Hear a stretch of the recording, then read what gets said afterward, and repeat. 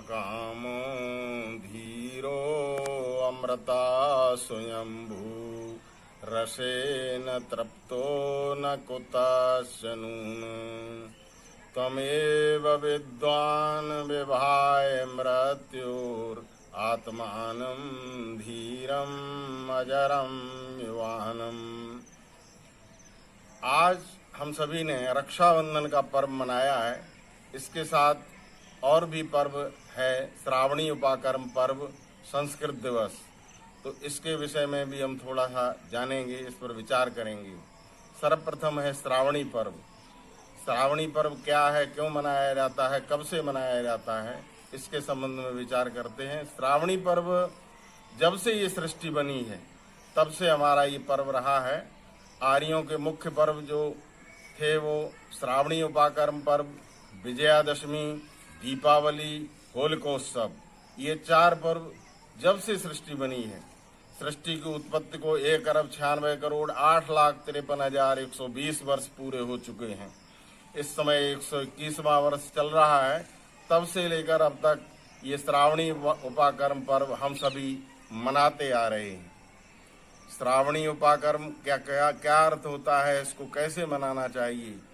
श्रावण मास के श्रवण नक्षत्र की पूर्णिमा को ये पर्व विशेष रूप से मनाया जाता है, इसलिए इसको श्रावणी पर्व कहते हैं। दूसरा, इसका श्रावणी पर्व के रूप में जानने का एक कारण और भी है कि प्राचीन काल में जिस समय हमको वेद मिले थे उस समय पुस्तक के रूप में नहीं थे। हम वेद को सुनते सुनाते आए थे, इसलिए उनको श्रुति भी कहते हैं। श्रवण करते थे, वेद को सुना करते थे। ऋषि मुनि गांव के नजदीक आकर के वेद को सुनाया करते थे, इसलिए भी इसको श्रावणी पर्व के नाम से जाना जाता है। इन दिनों में वर्षा ऋतु होती है। वर्षा ऋतु होने पर गांव के जो किसान होते हैं वो खेतीबाड़ी में बुआई का काम, जुताई का काम, निराई का, गुड़ाई का, ये सारे कार्य पूर्ण करके और थोड़ा निश्चिंतता महसूस करते थे। और उसी समय जो ऋषि मुनि जंगलों में रहते थे वो प्राचीन काल से ही गांव के नजदीक आ जाया करते थे। आज भी हम कहीं कहीं देखते हैं कि जैन समाज में विशेष रूप से जो साधु हैं, संत हैं, वो समाज के गांव के नजदीक आकर के चतुर्मास मनाया करते हैं। आज के युग में महर्षि दयानंद सरस्वती ने भी इस प्रकार की प्रेरणा हम सभी को दी थी। तो आर्य समाज नाम का जो संगठन है वो भी इन दिनों में वेद प्रचार सप्ताह के रूप में, वेद प्रचार के रूप में श्रावणी पर्व को मनाता है। श्रावणी उपाकर्म पर्व ये स्वाध्याय का पर्व है।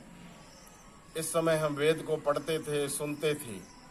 स्वाध्याय के विषय में महर्षि मनु का एक आदेश है, वेदोपकरणे चैव स्वाध्याये चैव नैतिके न अनुरोधो अस्ते अनध्याये होम मंत्रेषु चैवहि। महर्षि मनु कहते हैं मनुस्मृति के अंदर कि वेद के पढ़ने में, वेदोपकरणे, वेद के पढ़ने में, स्वाध्याय के करने में, नित्य कर्म के करने में, नित्य कर्म में आता है ब्रह्म यज्ञ, देव यज्ञ, पितृयज्ञ, बलिवश्य दैव यज्ञ, अतिथि यज्ञ, इनके करने में न अनुरोधो अस्य अनध्याय, अनध्याय करने का, नागा करने का कोई विधान नहीं है। नित्य हमको ये काम करने हैं। जिस तरह से हम नित्य कर्म करते हैं, दातून मंजन आदि करते हैं, शौच से निवृत्त होते हैं, ठीक इसी तरह से हमारी दिनचर्या में ये पंच महायज्ञ और उनके साथ साथ ये स्वाध्याय जो ब्रह्म यज्ञ में आता है वो हम नित्य किया करते थे। स्वाध्याय की महत्ता हमारे देश में आश्रम की दृष्टि से भी रही है और वर्ण व्यवस्था की दृष्टि से भी रही है। यदि हम आश्रम की दृष्टि से विचार करेंगे तो पहला आश्रम है ब्रह्मचर्य आश्रम। हम सभी जानते हैं कि ब्रह्मचर्य आश्रम विद्यार्थी जीवन, स्वाध्याय उसमें प्रमुख होता है। और जिस समय विद्यार्थी का दीक्षांत समारोह हुआ करता था, जिस समय उसको दीक्षा दी जाती थी, उस समय गुरु उसको इस तरह के वाक्य बोला करता था, स्वाध्यायान मां प्रमदा, मां क्रुधा, सत्यम वद, धर्मम चर, इस तरह का उपदेश उसको दिया जाता था। उस समय कहा जाता था स्वाध्यायान मां प्रमदा, आपको स्वाध्याय में कभी प्रमाद नहीं करना है, नित्य स्वाध्याय करना है। अर्थात गृहस्थ जीवन में स्वाध्याय को आपको नहीं छोड़ना है, क्योंकि स्वाध्याय से क्या है कि आपका जीवन पवित्र बनेगा। स्वाध्याय भी किसका हुआ करता था? वेद का स्वाध्याय हम किया करते थे। इसलिए महर्षि दयानंद ने एक जगह कहा है कि वेद का पढ़ना पढ़ाना सुनना सुनाना सब आर्यों का परम धर्म है। वेद का पढ़ना पढ़ाना, वेद को हम पढ़ें पढ़ावें सुने सुनावें, इसका ये पर्व है। स्वाध्याय करें। आश्रम व्यवस्था की दृष्टि से बात चल रही थी तो ब्रह्मचर्य आश्रम में प्रमुख है, स्वाध्याय गृहस्थ आश्रम में भी उपदेश दे दिया। वानप्रस्थी का भी ये कार्य हुआ करता था कि समाज सेवा करते समय वो गुरुकुलों में जो विद्यार्थी विद्याध्ययन करते हैं उनको वेद पढ़ावे सुनावे। इसी तरह से सन्यासी अन्य समाज सेवा के कार्य करते हुए वेद का उपदेश उसके लिए प्रमुख हुआ करता था। तो इस तरह से आश्रम व्यवस्था की दृष्टि से यहाँ पर स्वाध्याय को बहुत प्रमुखता दी गई है। और वर्ण व्यवस्था की दृष्टि से देखें तो ब्राह्मण क्षत्रिय वैश्य शूद्र, ब्राह्मण का ब्राह्मणत्व भी स्वाध्याय में ही हुआ करता था। ब्राह्मण वो कहा जाता था जो अज्ञान को दूर कर सके। समाज में 3 शत्रु हमेशा रहे हैं और आज भी हैं, अज्ञान, अन्याय, अभाव। सबसे बड़ा शत्रु अज्ञान है, इसलिए ब्राह्मण की बहुत आवश्यकता है। ब्राह्मण क्षत्रिय, दूसरे क्षत्रिय, अन्याय किसी के साथ नहीं हो, सबको बराबर का अधिकार मिले। जो अन्याय को मेट सके उसको क्षत्रिय कहा जाता था। किसी वस्तु का अभाव नहीं हो, जिसके रहते हुए समाज में किसी वस्तु का अभाव नहीं हो, उसको वैश्य कहा जाता था। जो अन्याय को समाप्त करे वो क्षत्रिय, जो अभाव को समाप्त करे वो वैश्य, और जो अज्ञान को समाप्त कर दे वो ब्राह्मण कहा जाता था। और ये तीनों कार्य जिससे नहीं होते थे वो दूसरे कार्य भी समाज में बहुत से हुआ करते थे। सेवा कार्य उनको जो करते थे उनको शूद्र कहते थे। हमारे यहाँ जन्मना व्यवस्था नहीं थी, जन्मना जाति व्यवस्था नहीं थी, वर्ण व्यवस्था थी। वर्ण व्यवस्था में इस तरह का विधान था, ब्राह्मण क्षत्रिय वैश्य शूद्र। कोई भी वर्णस्थ व्यक्ति यदि वो उस तरह के गुण रखता है तो वह ब्राह्मण भी बन सकता है, क्षत्रिय भी बन सकता है, वैश्य भी बन सकता है और शूद्र भी बन सकता है। उसको चुनाव का अधिकार हुआ करता था। वर्ण का अर्थ है चुनना।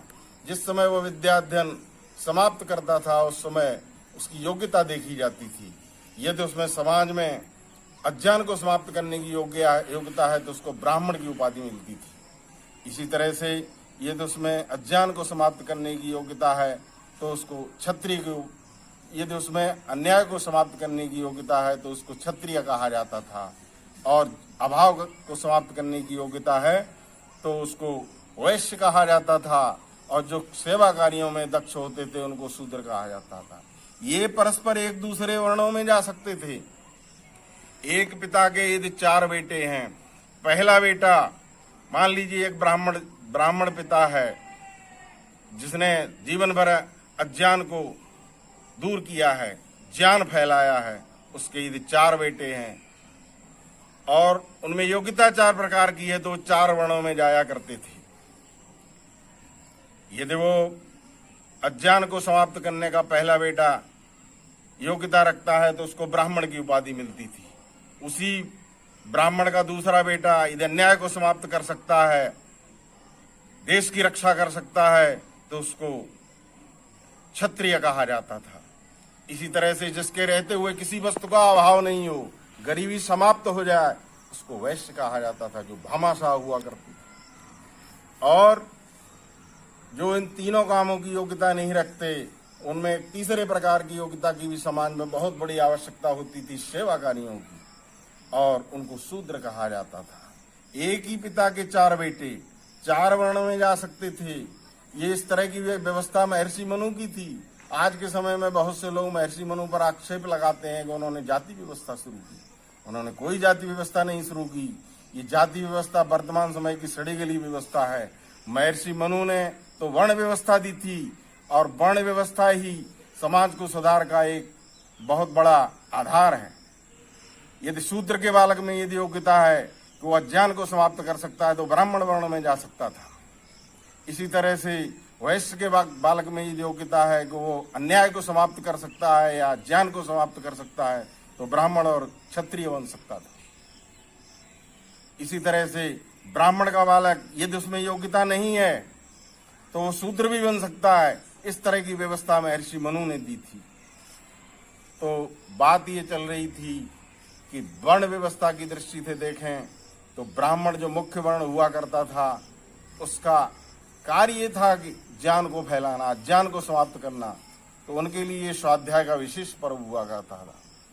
क्षत्रिय, वैश्य और शूद्रों की दृष्टि से देखें तो वो भी स्वाध्याय करके अपनी योग्यता को बढ़ाएं और ब्राह्मण बने, क्षत्रिय बने, वैश्य बने, शूद्र बने। योग्यता नहीं है तो वहीं पर रहेंगे और ब्राह्मण में योग्यता नहीं तो वो भी दूसरे वर्ण में जा सकता है।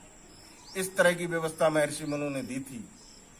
तो इस व्यवस्था को यदि आज का समाज समझेगा तो निश्चित रूप से समाज की जो जाति व्यवस्था जिसके कारण परस्पर द्वेष फैला हुआ है वो द्वेष भी समाप्त हो सकेगा। ये कब आएगा? ये स्वाध्याय से आएगा। ये स्वाध्याय का पर्व है। तो बात चल रही थी कि ये स्वाध्याय आश्रम व्यवस्था की दृष्टि से भी है, वर्ण व्यवस्था की भी दृष्टि से है। स्वाध्याय का पर्व हुआ करता था तो इसको श्रावणी उपाकर्म पर्व के रूप में मनाते थे। उपाकर्म इसको इसलिए कहते हैं, वेदोपकरणे च स्वाध्याय। इस दिन से हम वेद का उपक्रम शुरू किया करते थे और 4 साढ़े 4 महीने तक वेद का स्वाध्याय चला करता था इस देश में। सभी लोग वेदों के पंडित होते थे, वेदों के अनुगामी होते थे और वेद के अनुसार अपना जीवन जिया करते थे, क्योंकि वेद परमात्मा की वाणी है। वेद के अनुसार जब हमारे देश का जीवन हुआ करता था तब ये देश कभी सोने की चिड़िया कहा जाता था। इस देश के राजा कभी हिमालय की चोटी से घोषणा किया करते थे, एतद् देश पशुतस्य सखा साधक जन्मना स्वम सम चरित्रम शिक्षरेण पृथिव्याम सर्वमानवा। ऐ दुनिया के लोगों, ये धर्म और आचरण की शिक्षा लेनी है तो भारतवर्ष की शरण में आओ। तो पूरी दुनिया के लोग भारतवर्ष की तरफ देखा करते थे कि यहाँ के ऋषि महर्षि जो हैं वो हमको ज्ञान से भर देंगे और अज्ञान से दूर करेंगे। तो इन दिनों में चातुर्मास के अंदर जो ऋषि मुनि होते थे वो गांव के नजदीक आ जाया करते थे और वेद का प्रचार किया करते थे। ये वेद प्रचार का पर्व है, इसलिए इसको श्रावणी पर्व के रूप में मनाया जाता रहा है, मनाते रहे हैं। समय के साथ साथ हम इसका असली स्वरूप भूल गए। आज ये रक्षाबंधन के रूप में विख्यात है। इसके पीछे भी कहानी है। श्रावणी पर्व तो लगभग 2 अरब वर्ष से पूर्व से मना रहे थे, लेकिन रक्षाबंधन का पर्व अभी पिछले 500-600 साल पहले की बात है। इस तरह की कहानी हम सभी ने सुनी है कि रानी कर्णावती ने अपनी रक्षा के लिए एक रक्षा सूत्र हुमायूं के लिए भेजा था और उससे रक्षा की गुहार लगाई थी। तब से ये रक्षाबंधन का पर्व मनाया जाने लगा। यहाँ इस देश की नारियां अपनी रक्षा के लिए अपने भाइयों को, वीर भाइयों को अपनी रक्षा के लिए तभी से रक्षा सूत्र बांधने लगी और ये रक्षाबंधन के नाम से विख्यात हो गया। आइए इस रक्षाबंधन के पर्व पर हम राष्ट्र रक्षा का संकल्प लें, नारी रक्षा का संकल्प लें, संस्कृत रक्षा का संकल्प लें, संस्कृत भाषा की रक्षा का संकल्प लें। आज हमको याद करना होगा, आज न केवल श्रावणी पर्व है, रक्षाबंधन पर्व के साथ साथ आज संस्कृत दिवस भी है, संस्कृत भाषा दिवस है। ये हमें प्रसन्नता की बात है। आज की सरकार ने जो नई शिक्षा नीति है उसमें संस्कृत भाषा को प्रमुखता दी गई, क्योंकि संस्कृत भाषा न केवल हमारे देश की बल्कि पूरे विश्व के लिए एक ऐसी भाषा है जो सबके लिए उतना ही महत्व रखती है, क्योंकि संस्कृत जो है संसार भर की समस्त भाषाओं की जननी है। कुछ उदाहरण से हम दे सकते हैं। संस्कृत भाषा के कुछ शब्द हैं, जैसे पितृ से पितर और पिता बना, पितृ से पितर, फितर और फादर बन गया, मातृ से मातर, मादर और मदर बना, मातृ से माता बना, यूयम से यू बना। ऐसे संस्कृत में अनेक शब्द हैं जिनसे हम देखेंगे कि अंग्रेजी भाषा के शब्द, फ्रांस भाषा के शब्द और जितनी भी भाषाएं हैं, हिंदी भाषा के शब्द, ये सब संस्कृत से निकले हैं। तो संस्कृत सभी भाषाओं की जननी है और संस्कृत दिव्य वाणी है, परमपिता परमात्मा की वाणी है। इस संस्कृत दिवस पर संस्कृत भाषा की भी हमें रक्षा करनी है। इस देश में हम बहुत समय तक गुलाम रहे और गुलामी के कारण जो लॉर्ड मैकाले था उसका ये कहना था कि यद्यप अंग्रेज यहाँ से चले जाएंगे लेकिन यहाँ पर हम काले अंग्रेज पैदा करके जा रहे हैं जो जन्म से तो भारतीय होंगे पर उनके दिल और दिमाग अंग्रेजियत में रंगे होंगे। और यही हुआ, हम अपनी संस्कृति पर गर्व करना भूल गए और विदेशी संस्कृति पर गर्व करने लगे। हमारी संस्कृति में क्या नहीं है? हमारी संस्कृति तो सबसे पुरानी और सबसे पवित्र और सबसे उन्नत है। मैथिली शरण गुप्त ने कभी लिखा था, जब हाँ और ना भी न करना अन्य जन थे जानते थे ईश के आदेश तब हम वेद मंत्र बखान। जब मांस भक्षण कर वनों में अन्य जन थे जी रहे कृषकारी कर गए आर्य जन तब सोमरस थे पी रहे। जब लोग विकासवाद को मानने वाले लोग मांस खाया करते थे, उस समय यहाँ के आर्य लोग वनस्पतियों से सोमरस को उत्पन्न करके सोमरस पिया करते थे। इसलिए मैथिली शरण गुप्त ने कहीं आगे चल के और भी लिखा है कि भूलोक का गौरव प्रकृति का पुण्य लीला स्थल कहाँ, फैला मनोहर गिर हिमालय और गंगा जल जहाँ, संसार में सबसे अधिक किस देश का उत्कर्ष है, वो पुण्य भूमि प्रसिद्ध है वो कौन भारतवर्ष है। तो आइए इस संस्कृत दिवस पर, श्रावणी पर्व पर और रक्षाबंधन के पर्व पर, जहां हम रक्षाबंधन के सूत्र में बंधे हैं, वहां एक संकल्प लें कि आज से हम अपने बहनों की भी रक्षा करेंगे, राष्ट्र की रक्षा करेंगे, संस्कृत भाषा की रक्षा करेंगे, संस्कृति की रक्षा करेंगे। ये हम संकल्प लें। साथ साथ में वेद स्वाध्याय का हम प्रण लें कि आज से हम वेदों का स्वाध्याय करेंगे, कम से कम एक मंत्र का स्वाध्याय अवश्य करेंगे। तो श्रावणी पर्व का मनाना सार्थक होगा, संस्कृत दिवस का मनाना सार्थक होगा और रक्षाबंधन का मनाना सार्थक होगा। इसका जो असली स्वरूप है श्रावणी स्वरूप, श्रावणी पर्व, उसको हम जानें। अपने इसी के साथ मैं अपनी वाणी को विराम देता हूँ। ओम शम।